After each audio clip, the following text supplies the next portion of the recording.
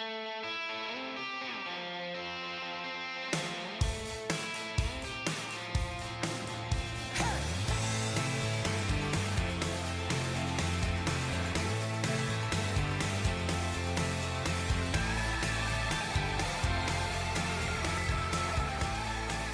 Steve Wiggins, and this is the Groundworks Ministries podcast. Today we're reading from the book of 2 Kings, chapter 7. Let's focus on verses 1 and 2. Elisha said, "Hear the word of the Lord. This is what the Lord says. About this time tomorrow at the gate of Samaria, 6 quarts of fine meal will sell for a shekel, and 12 quarts of fine meal will sell for a shekel." Then the captain, the king's right-hand man, responded to the man of God, "Look, even if the Lord were to open the windows in heaven, could this really happen?" Elisha announced, "You will in fact see it with your own eyes, but you won't eat any of it." 2 Kings chapter 7, verses 1 and 2.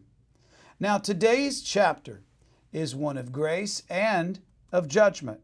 The message of grace was delivered to the king personally by Elisha the prophet. Elisha, knowing Jehoram was on his way to oversee his own execution, had the men with him bar the door against the king's executioner.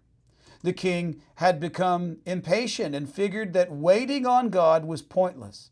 God always seems irrelevant to those who have no place for God in their hearts. Elisha brought the king's rage to an abrupt halt with his message of hope and grace. The Syrian-induced famine will abruptly end, and on the very next day, Samaria would enjoy abundance. In addition to short-circuiting his own execution, Elisha's message of grace set the stage for additional characters to enter the stage. First, we have the king's captain.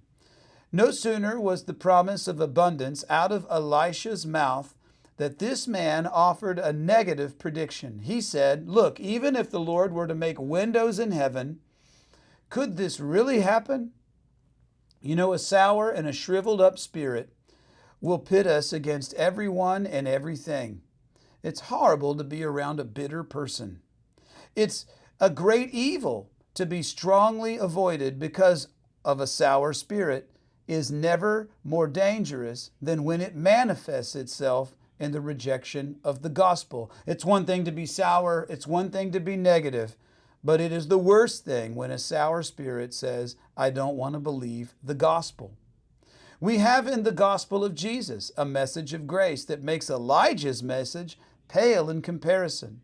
It tells us that God has made windows in heaven, but there are many who scoff at God's plan of salvation, so they refuse to accept it. You see, we have sour and bitter spirits in our generation, just like Elisha had. This captain then acts as a warning for all who harbor a bitter spirit against the Lord and against his provision. Elisha's word was fulfilled in the most frightful manner.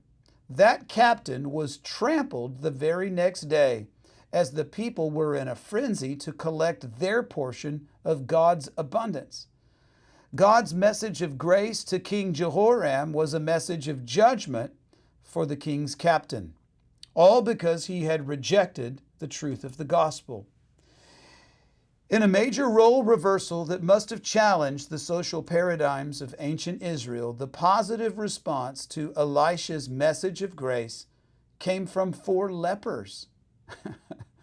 These men rejoiced in God's graceful provision, and then they shared it with others.